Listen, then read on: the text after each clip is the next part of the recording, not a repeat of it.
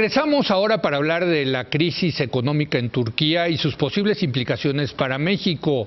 La lira turca se desplomó hasta 34% entre el viernes y ayer y arrastró a los mercados mundiales de divisas y bursátiles, incluidos a los mexicanos, luego de que el presidente estadounidense Donald Trump anunciara un incremento de 100% en los aranceles al acero y aluminio provenientes de Turquía. El hundimiento de la moneda turca llega en momentos de fuertes tensiones diplomáticas entre Ankara y Washington a raíz del encarcelamiento de un pastor estadounidense acusado de espionaje y en un contexto de nerviosismo por la deuda turca y la influencia del presidente Recep Erdogan en la política monetaria, lo que ha provocado nerviosismo en los mercados del mundo, sobre todo en los emergentes. El presidente Erdogan ha acusado de terroristas económicos a los que han generado el desplome de su moneda. Para analizar este asunto se encuentra con nosotros Raúl Feliz, nuestro colaborador experto en temas económicos y financieros. ¿Cómo estás, Raúl? Muy buenas noches. Buenas noches, Leo. Pues no pensé verte tan rápido, pero así ocurre en estas crisis, ¿no? Sí. ¿Se veía venir lo de Turquía? Sí. A ver. De hecho, es una crisis que viene ocurriendo en diferentes etapas. Ciertamente, la semana pasada, el fracaso de una negociación política de alto nivel entre el gobierno turco y el gobierno norteamericano alrededor del caso del pastor, sí, detonó la volatilidad que hemos visto en los últimos días. Pero la causa de fondo de esta crisis viene porque Turquía, junto con Argentina, fíjate que son dos países distintos, pero sí, en ese sentido tienen el mismo componente, son países que tienen una fragilidad financiera importante, debido a que sus economías dependen del acceso a fondeo en dólares, de una forma masiva y en condiciones razonables. Tienen déficits externos, los economistas llamamos de la cuenta corriente, que son superiores al 5% del Producto Interno Bruto, y además déficit del sector público importante, y deudas en moneda extranjera, tanto del sector público y privado, muy importante. Entonces, eso significa que Turquía debe ir todos los años, más o menos, a buscar al mercado alrededor de 70.000 millones de dólares para fondear su economía. Eso fue fácil en los últimos 10, 12 años, cuando la Reserva Federal en los Estados Unidos inyectaba dólares a tasa cero al mercado. Sí. Pero desde hace 2, 3 años las cosas han cambiado y la Reserva Federal ha comenzado a subir las tasas y a retirar la liquidez del mercado. Aquellos países que dependen críticamente de este fondeo han comenzado a registrar problemas. Así que Turquía y la moneda turca, la lira, venía depreciándose desde hace ya un par de años. Y esta situación de desacuerdo en Washington ha venido a agudizar este problema. Adicionalmente al factor global, que significa un dólar más caro, tasas de interés en dólares más altas, hay que agregar un elemento idiosincrático que tiene que ver con el gobierno de Erdogan. Erdogan, un presidente que yo llamaría un demócrata no liberal, autoritario, diríamos. Autoritario. Sí. Se ha atribuido funciones. Por ejemplo, primero fue un exitoso primer ministro, luego fue electo presidente y ahora ha hecho a la presidencia una presidencia ejecutiva, atrayendo las funciones del primer ministro. Y de las cosas que ha hecho para dominar totalmente al Estado es destituir a los tecnócratas que gobernaban y dirigían la Secretaría de Hacienda turca y poner en su lugar a su yerno. Y al mismo tiempo ha amenazado al Banco Central, porque el Banco Central turco, ante esta situación, ha intentado subir las tasas de interés, lo mismo que hace cualquier banco central de cualquier parte del mundo, para poner orden. Y bueno, el señor Erdogan no está de acuerdo en que las tasas de interés suben, porque de acuerdo a su teoría económica, el alza de las tasas de interés provoca la inflación. Que es exactamente lo contrario, ¿no? Exactamente. Entonces, todo eso se combina, ineptitud, autoritarismo, un cambio real en las condiciones macroeconómicas globales y ahora una crisis política con Washington para provocar este evento que se ha contagiado al resto de las economías emergentes. Y eso me lleva a la siguiente pregunta, Raúl, porque ¿qué tanto este es un fenómeno turco como tú lo has dicho, con esas características, o es el aviso de que esto podría tener consecuencias en todas las economías emergentes?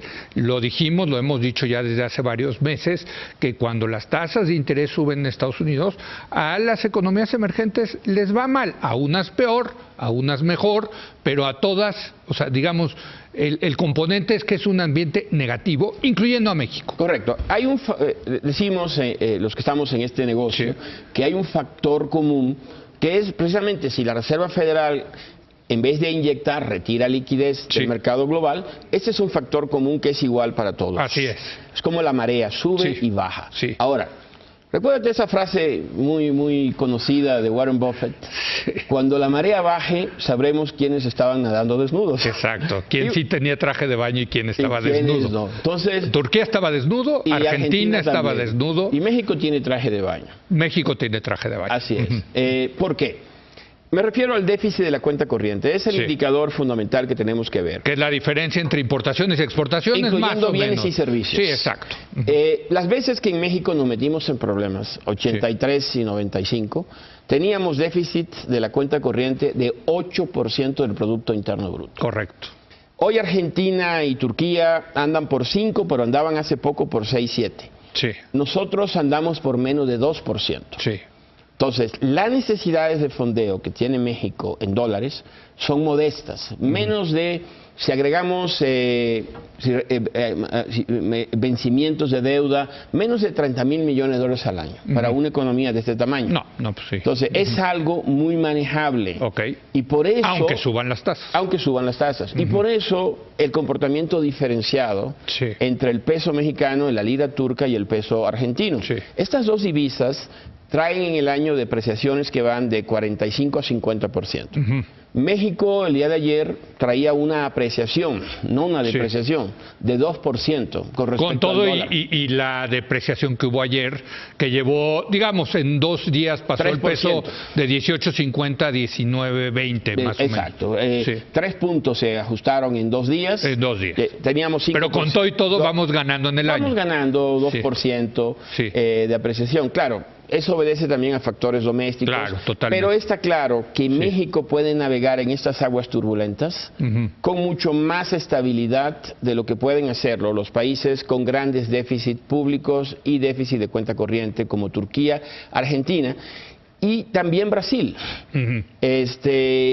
Entonces, estamos... ¿Brasil en qué está? ¿En Mira, dónde está? Brasil no tiene un déficit tan grande de cuenta corriente, Sí. es relativamente pequeño, alrededor de 3,5. Ok. Pero lo que tiene Brasil es una deuda pública muy grande. Enorme, sí. Y un déficit público tremendo. Sí, y cada vez mayor, ¿no? Y aparte de una situación política complicada en los Sí. próximos 2 meses. Correcto, porque vienen las elecciones.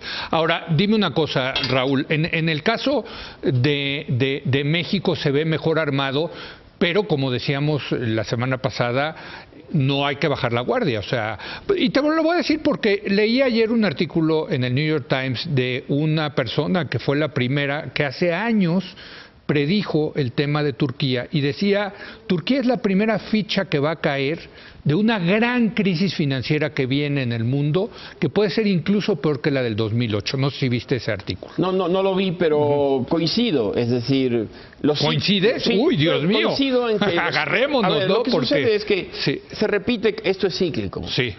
Los ciclos de liquidez se repiten cada cierto tiempo. Sí. Las economías desarrolladas, especialmente Estados Unidos, dictan la política monetaria de la Reserva Federal. Sí. ¿Y qué sucede, Leo? Que durante 10 años la Fed creció en su tamaño. No, llenó Entonces, bueno, inundó el mundo de pero dólares no solamente gratis, no más, solamente no barato. el sector público Sí. de las economías emergentes se endeudó, también el sector también privado. Así es. Gran parte, fíjate, Turquía, si bien tiene un déficit grande de cuenta corriente, tiene una deuda pública relativamente pequeña. Sí. El problema es la deuda privada en Turquía, Ok. que se ha negociado en euros y en dólares, moneda extranjera. Sí. Entonces, cuando los ciclos de liquidez comienzan a cambiar, mucha gente no se prepara, aunque los signos están ahí. Lo que la experiencia nos ha enseñado es que siempre agarran a personas a países, a empresas con los dedos en la puerta. Con los dedos en la puerta, esto quiere decir muy endeudados. Muy endeudados y mal no posicionados. cubiertos, no cubiertos. No cubiertos, muy mal posicionados para el cambio de tendencia en el mercado. Entonces sí creo que Turquía es simplemente el primer dominó de lo que va a venir como un efecto dominó de otras economías emergentes. El caso de Argentina aquí, a pesar del rescate por el Fondo Monetario Internacional, 50.000 millones de dólares. 50.000 millones, no ha sido capaz de estabilizar la moneda. Sí, ayer los bonos de Argentina estaban pagando una barbaridad, ¿no? Tuvo que subir el Banco Central argentino otro 5% de la tasa de interés. 45, ¿no? Ahora es 45%. 45%. La tasa de un día. Exacto, la tasa de un día porque no pueden colocar bonos de largo plazo, ¿no? Exacto. Entonces, vamos, hay otras economías en riesgo. Fíjate que... Pero sí hay digamos, el riesgo de un efecto dominó. Bueno, mira, la pregunta es, ¿hemos aprendido algo o no?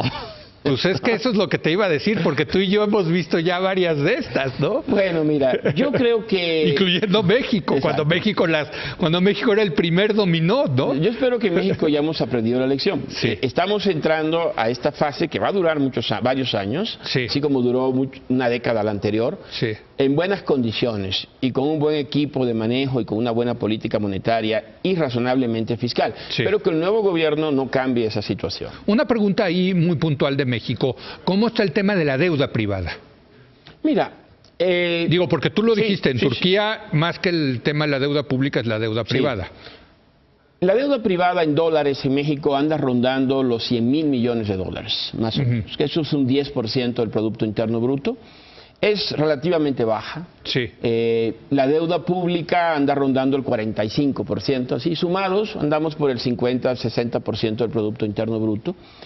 No es baja, sobre todo por la deuda pública de las empresas productivas como Pemex, que es altísimo, Pemex. Y la Pemex es la empresa petrolera más endeudada del mundo. Definitivamente. 100.000 millones de dólares. Pero yo diría que está en un terreno manejable, e incluso la deuda privada en México. Además, como lo quedó demostrado en esta experiencia electoral, el sector privado mexicano, a diferencia de otros periodos, ha aprendido a manejar el riesgo cambiario. Así es.